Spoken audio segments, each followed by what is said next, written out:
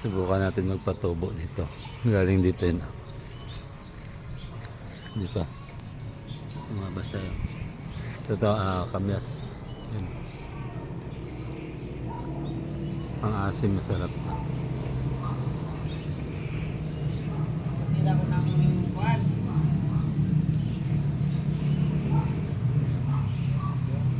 Backlights. Talapili siya may barina. Sa? Masarap to eh. Pang-asim sa isda. Yun. Tumabas tayo dyan. Subukan natin kung mabubuhay. Ilagay natin dito.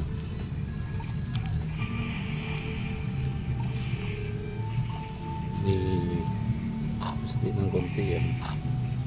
Usak pa natin ito. Yan. Tapos tip pa natin dito mamaya para hindi para nakabalot talaga siya. Tingnan natin yung totobo. Pag nangugat to, lipat natin sa magandang lugar. Dito tayo kay Boss Nas.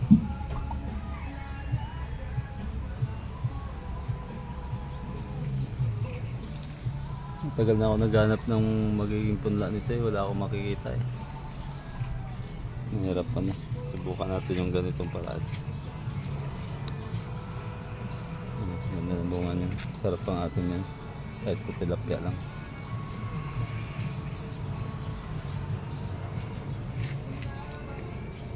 Lagay na natin dito para hindi makalimutan.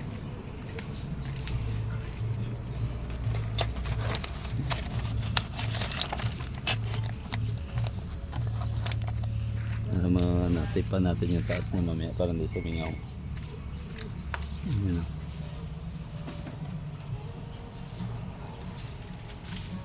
Sinesya natin si Boss Nas. May ano po siya. May libreng kape. Ang ganda na motor niya oh. Haba ng sidecar nito.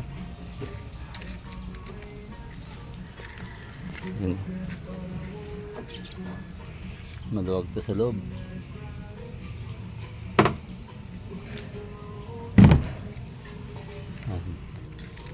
Singkit na maintenance na naman yung gulong. Ito kumuha tayo ng bunga ng buruhin natin. Lagyan natin ng asid tubig.